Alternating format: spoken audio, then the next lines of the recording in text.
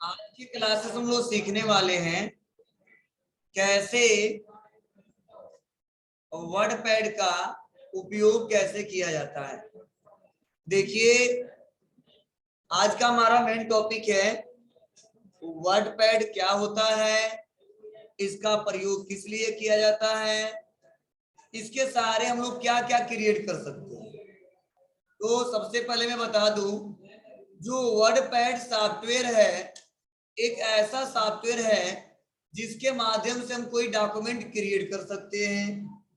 Document create करने के साथ साथ उस पे एडिट भी कर सकते हैं और अपने रिक्वायरमेंट के हिसाब से फॉर्मेटिंग भी कर सकते हैं। जैसे कि हम पिछले क्लासेस में आपको नोटपैड पढ़ाए थे, तो नोटपैड में ऐसा होता था कि अगर किसी टेक्स्ट का फॉर्मेटिंग हम चेंज कर देते तो सबका फॉर्मेटिंग एक बार में चेंज हो जाता था।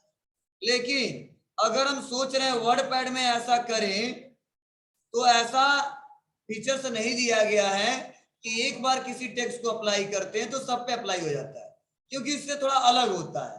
हम अपने रिक्वायरमेंट के हिसाब से टेक्स्ट को छोटा बड़ा, टेक्स्ट पे फॉर्मेटिंग आसानी तरीके से कर सकते हैं और अपने रिक्वायरमेंट के हिसाब से किसी भी डॉक्यूमेंट को क्रिएट कर सकते हैं, एडिट कर सकते हैं, सेव कर सकते हैं और प्रिंट कर सकते हैं।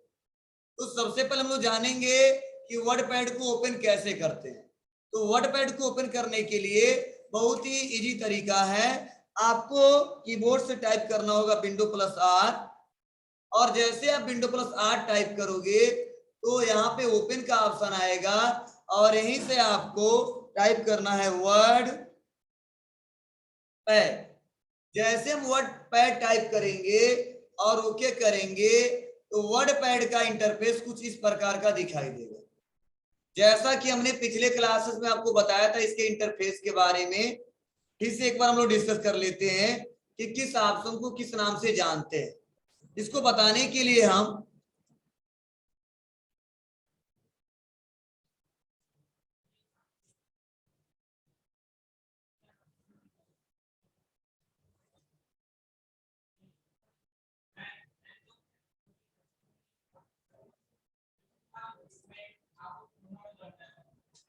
जैसे मैंने बताया था, जो ऊपर वाला जो पट्टी दिखता है यह, इसे हम बोलते हैं टाइटल बार। इसे हम बोलते हैं टाइटल बार।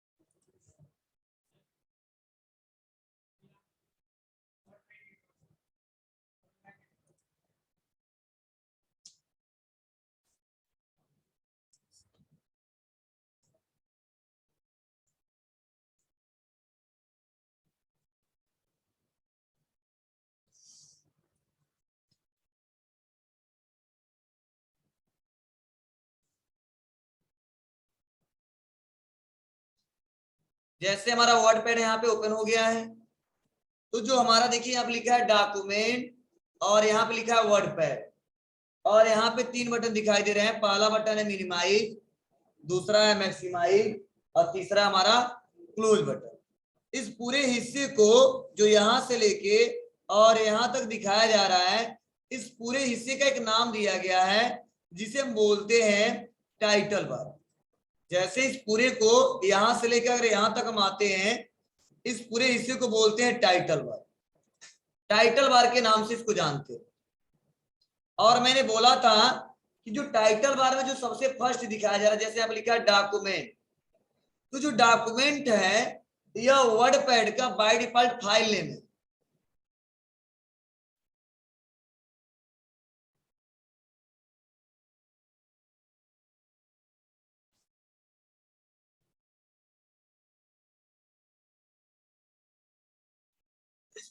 बोलते हैं टाइटल बार। ये जो लिखा है डॉक्यूमेंट, यह वर्ड पैड का बाय डिफॉल्ट फाइल नेम है। यह वर्ड पैड का वर्ड पैड का by default file name, file name जो बाय डिफॉल्ट दिखाया जा रहा है, क्या बताया जा रहा है, डॉक्यूमेंट। जो वर्ड पैड का बाय डिफॉल्ट फाइल नेम है वह है डॉक्यूमेंट। उसके बगल में जो ऑप्शन दिखाया जा रहा है, इसका मतलब क्या है कि किस सॉफ्टवेयर पे हम लोग काम कर रहे हैं। तो जो सॉफ्टवेयर पे काम कर रहे हैं वो हम काम कर रहे हैं वर्ड पैड पे, वो हम लोग काम कर रहे हैं वर्ड पैड पे। तो अगर कोई पूछता है आपसे पूरे पट्टी को क्या बोलते हैं, तो हमको जवाब देना पड़ता है टाइटल बार बोलते हैं। लेकिन इसके बगल में एक और पट्टी दिखाया जा रहा है यहाँ पे,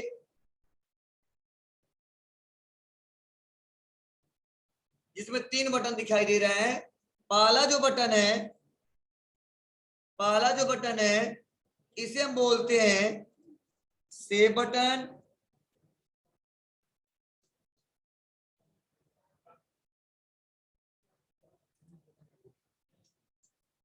सेव बटन। जो सेकेंड हमारा दिखाया जा रहा है, सेकेंड, यह हमारा अंडू बटन। और जो थर्ड दिखाया जा रहा है यह हमारा है रीडू बटन। और मैंने इन तीनों का शॉर्टकट की भी बताया था। रीडू के लिए शॉर्टकट की होता है कंट्रोल प्लस वाई, और अंडू के लिए मैंने शॉर्टकट की बताया था control plus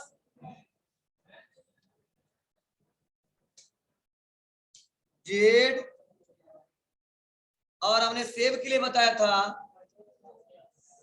control plus yes. लेकिन पूरे को किस नाम से जानते थे, तो हमने बताया था इसको पूरे को बोलते हैं क्विक एक्सेस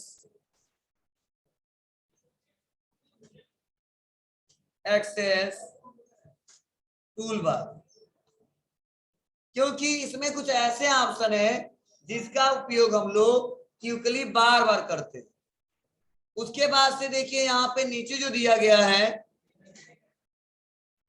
वह दिया है होम व्यू। इस पूरे को बोलते हैं मेनू बार। हमने पिछले क्लास में तो बताया था इस पूरे को बोलते हैं मेनू बार। और मेनू बार के अंदर हमारे बहुत सारे ऑप्शन होते हैं, जैसे क्लिपबोर्ड, फॉन्ट, पैराग्राफ, इंसर्ट और एडिटिंग। यह मेनू बार है। मेनू बार के अंदर ग्रुप है, और इस ग्रुप के अंदर ये सारे हमारे ऑप्शन दिखाए जा रहे हैं, जिनका प्रयोग करके एक एक करके अपने डॉक्यूमेंट को क्रिएट करेंगे। तो अगर कोई पूछता है तो हम आसानी तरीके से जवाब दे सकते हैं। जो ऊपर वाला पट्टी इसे बोलते हैं टाइटल बार, जो बगल वाला इसे बोलते हैं क्विक एक्सेस टूल बार, जो फाइल होम व्यू दिख रहा है इसे बोलते हैं मेनू बार, जो क्लिपबोर्ड है, फॉन्ट है, इसे बोलते हैं ग्रुप, जो यहाँ पे कट कॉपी पेस्ट जो दिखाया जा रहा है इसे बोलते हैं ऑप्शन। चलिए हम लोग आगे जानते हैं इसके इंटरफेस के बारे में। इसके बाद जो ऑप्शन दिखाया जा रहा है वह दिखाया जा रहा है यहाँ पे नीचे, यहां से लेके जो यहां तक दिख रहा पट्टी, हम इसे बोलते हैं रूलर बार। रूलर बार का काम क्या होता है, इसके सारे अपने डॉक्यूमेंट का मार्जिन हम लोग सेट करते हैं कि कहां से और कहां तक हमको लिखना है। जैसे बाय डिफॉल्ट जो अलाइनमेंट होता है इसका, वो लेफ्ट से और राइट की तरफ होता है। तो अगर हम चाहते हैं इस अलाइनमेंट को बढ़ा दे और घटा दे, तो यहां से हम आसानी तरीके से इसका अलाइनमेंट यहां से बढ़ा सकते हैं। तो जो टेक्स्ट लिखेगा यहां से लिखेगा, और चाहेंगे तो राइट साइड वाला भी घटा सकते हैं।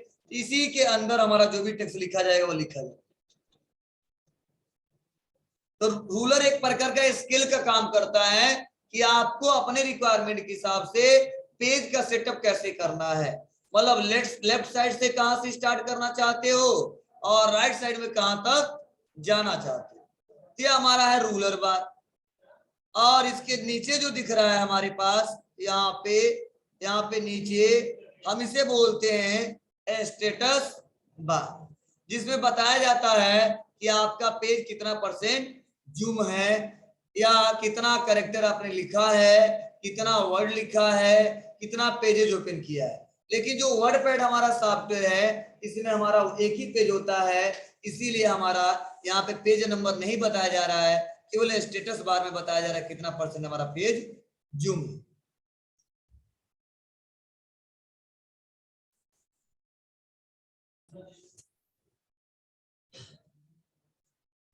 अब उसके बाद से ध्यान दीजिएगा सभी लोग, इसके बाद से हमको पढ़ना है क्लिप बोर्ड ग्रुप के बारे में। तो क्लिप बोर्ड ग्रुप में 3 ऑप्शन दिखाई दे रहा है। पहला ऑप्शन है कट, दूसरा है कॉपी, तीसरा है पेस्ट। तो मैंने पिछले क्लासेस में भी इसको बताया था, लेकिन फिर भी हमने एक बार रिपीट कर दे रहे हैं। जैसे हमने लिख दिया यहाँ पे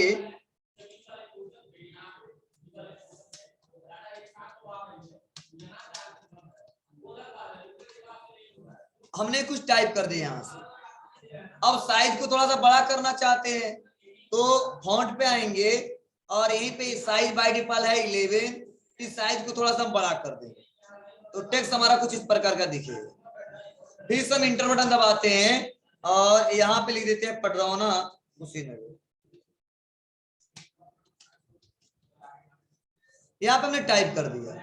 अब मैं सोच रहा हूं कि जो गायत्री इंस्टीट्यूट ऑफ टेक्नोलॉजी लिखा गया है इसको हमको एक जगह और लिखना है। इसके लिए हम आसानी तरीके से इसको सेलेक्ट करेंगे और सेलेक्ट करने के बाद से हम इसको कॉपी करके और जहां पे हमको रखना है इसका डुप्लीकेट कॉपी हम पेस्ट कर सकते हैं। फॉर एग्जाम्पल मुझे यहाँ पे लिखना है तो यहाँ पे लिखना है, सेम ऐसा लिखना है। इसके लिए हम लिखे ना, सबसे पहले इसको सेलेक्ट करें, सेलेक्ट करने के बाद से कॉपी करें और कॉपी करने के बाद से जहां पे हमको जरूरत है वहां पे लाके इसको पेस्ट कर दे। मीन्स कॉपी का मतलब क्या होता है कि जिस डाटा को आप सेलेक्ट करोगे वह डाटा कॉपी हो जाएगा और जहां पे आप पेस्ट करोगे उसका सेम डुप्लीकेट कॉपी जाके पेस्ट होगा। उस कंडीशन में इस्तेमाल करते हैं कॉपी का। यूं कह लो उसका डुप्लीकेट बना के हम एक एक करके जहां पे जरूरत पड़ेगा वहां पे पेस्ट कर सकते हैं। अगला ऑप्शन इसी में कट। तो कट के बारे में हमने बताया था कि अगर किसी डाटा को एक जगह से कट करके दूसरे जगह लाके पेस्ट करना है उस कंडीशन में किया जाता है। और इसका शॉर्टकट की भी हमने बताया था कि Ctrl+X होता है। तो चलिए हम कट करके दिखाते हैं।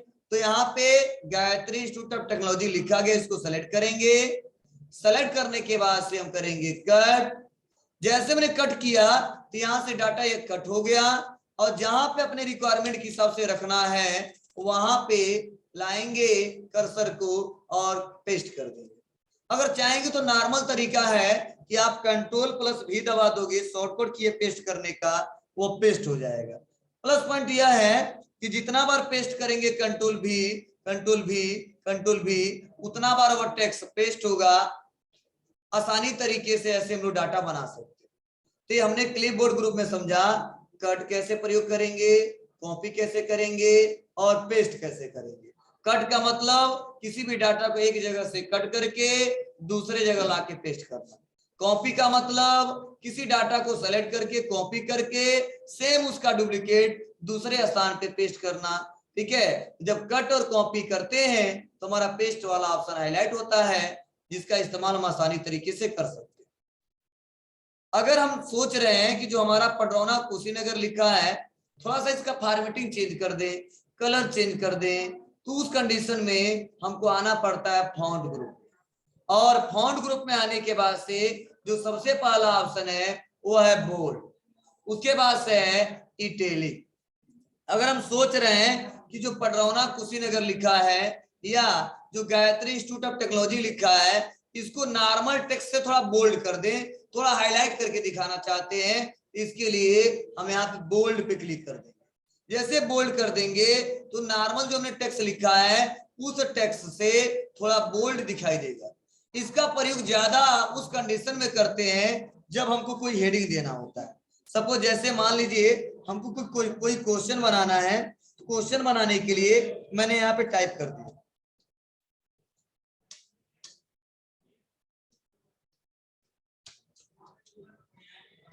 अगर हम सोच रहे हैं इसको थोड़ा हाईलाइट कर, तो हाईलाइट करने के लिए सबसे इजी तरीका है, इन पूरे को सेलेक्ट करेंगे और लाके बोल्ड कर देंगे। अगर हम सोच रहे हैं जो हमारा क्वेश्चन है इसको क्या करना चाहता हूं मैं, थोड़ा कलर करना चाहता हूं, इस पूरे को सेलेक्ट करेंगे और आ जाएंगे टेक्स्ट कलर पे, और टेक्स्ट कलर पे आने के बाद से जो इस टेक्स्ट का कलर देना है हम अपने रिक्वायरमेंट के हिसाब से टेक्स्ट का कलर दे सकते हैं। यह होता है फॉर्मेटिंग। मींस अगर टेक्स्ट को हमने सेलेक्ट किया, उसको बोल्ड किया, टेक्स्ट का कलर किया, इसको बोलते हैं हमने इस टेक्स्ट पे फॉर्मेटिंग किया। ऐसे हम सोच रहे हैं इटैलिक कर दें। इटैलिक करने का मतलब क्या है, थोड़ा सा यह हमारा जो वर्ड है थोड़ा और स्टाइलिश दिखेगा, थोड़ा सा टेक्स्ट तिरछा हो जाएगा। जैसे हम इसको सेलेक्ट करते हैं और सेलेक्ट करते ही जैसे हम इटैलिक पे क्लिक करेंगे तो थोड़ा टेक्स्ट का स्टाइल चेंज हो जाएगा। तो उस कंडीशन में हम लोग क्या करते हैं, इटैलिक ऑप्शन का प्रयोग करते हैं। अगर हम सोच रहे हैं कि जो हमारा हेडिंग है मेन उसके नीचे एक सिंगल अंडरलाइन लग जाए तो उसके लिए हमको अंडरलाइन पे क्लिक करना होता है और उस टेक्स्ट पे अंडरलाइन भी लग जाता है। इसके लिए शॉर्टकट की भी होता है कि अगर हमको बोल्ड करना है, टेक्स्ट को बोल्ड करना है, इसके लिए शॉर्टकट की होता है Ctrl+B।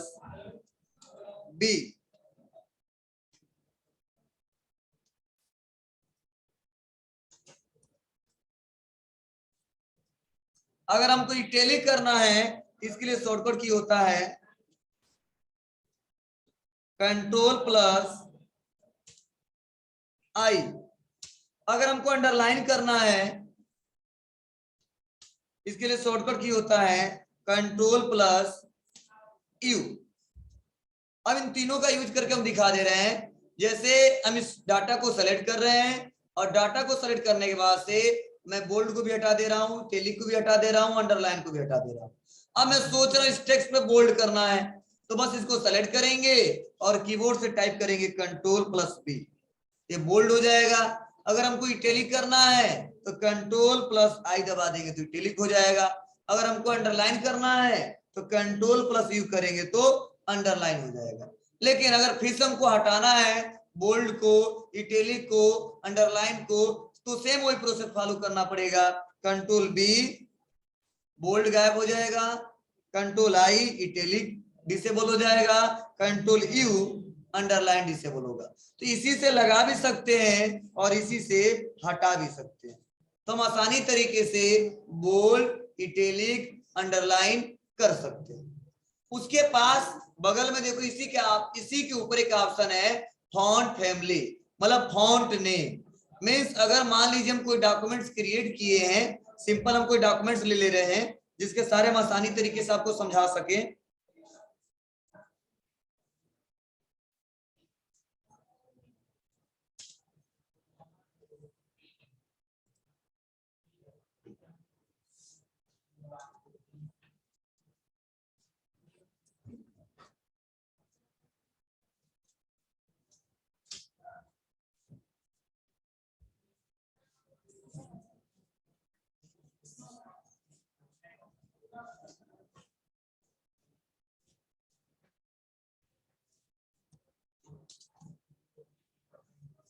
ये हमारा टेक्स्ट लिखा है। अब मैं सोच रहा हूं इसका साइज बड़ा करूं तो यहां से आराम से हम लोग साइज बड़ा कर सकते हैं। प्लस यहीं पे एक ऑप्शन है फॉन्ट। अगर हम सोच रहे हैं अपने रिक्वायरमेंट के हिसाब से इसका फॉन्ट चेंज करें अलग अलग स्टाइल में, इसके लिए उस डाटा को सेलेक्ट करेंगे जितने का फॉन्ट चेंज करना है और चले जाएंगे कैलिबरी ऑप्शन, उस पर क्लिक करेंगे और बहुत सारे हमारे फॉन्ट दिख रहे हैं। जो चाहते हैं अपने रिक्वायरमेंट के हिसाब से उस फॉन्ट पे एक बार क्लिक करेंगे, वैसा ही फॉर्मेटिंग हमारे टेक्स्ट पे अप्लाई हो जाएगा। अगर फिर से हम सेलेक्ट करते हैं कुछ अलग चेंज करना है तो यहाँ पे आसानी तरीके से आके और अदर कोई भी हम लोग फॉन्ट ले लेंगे तो वैसे ही फॉन्ट में यहाँ पे चेंज हो जाएगा। मतलब फॉन्ट नेम का मतलब यह होता है कि आप उस टेक्स्ट को किस स्टाइल में दिखाना चाहते हो। जिस स्टाइल में देखना चाहते हो आप बस उसको सेलेक्ट करोगे और यहाँ से फॉन्ट चेंज कर दोगे। फॉन्ट चेंज करते ही उस टेक्स्ट का फॉन्ट चेंज हो जाएगा और अलग अलग फॉर्मेटिंग यहाँ पे दिखने लगेगा।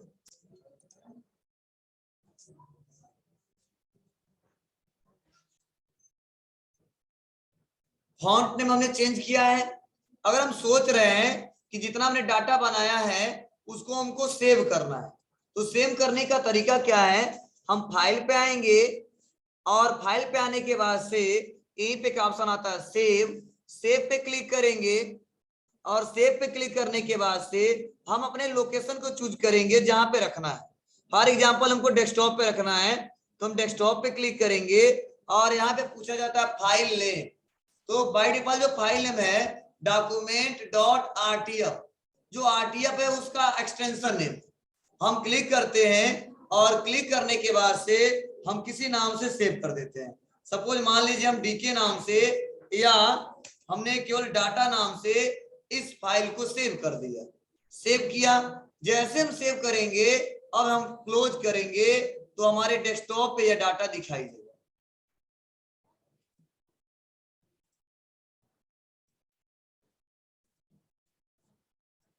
देखिए यहाँ पे डाटा के नाम से यहाँ पे डाटा हमारा दिख रहा है। जैसे हम 2 बार क्लिक करेंगे और ओके करेंगे तो हमारा जो डाटा हमने बनाया है वह सेव हुआ है और जैसा हमने बनाया है सेम वैसा ही दिख रहा है। अगर मान लो फिर से हम कुछ चेंजिंग कर लेते हैं इस पे और कलर कर देते हैं टेक्स्ट का और फिर से इसी में सेव करना है, फिर से फाइल पे जाएंगे और सेव कर देंगे। सेव करने के बाद फिर से अगर क्लोज करते हैं फिर से उसको ओपन करते हैं तो जितना हमने डाटा बनाया है वो सारा एक एक करके फिर से दिखाई देगा। तो इस तरह हम अपने डॉक्यूमेंट को क्रिएट कर सकते हैं। क्रिएट करने के बाद सेव कर सकते हैं और सेव करने के बाद अगर हम चाहते हैं इसको प्रिंट करना तो यहाँ से हम प्रिंट भी कर सकते हैं कि नंबर ऑफ कॉपी कितना चाहिए और उसके बाद हम यहाँ से प्रिंट कर देंगे। तो अपने रिक्वायरमेंट के हिसाब से जहां जहां पे जैसे आपको लिखना है इस्तेमाल करना है वहां वहां पे हम आसानी तरीके से इस्तेमाल करके देख सकते हैं।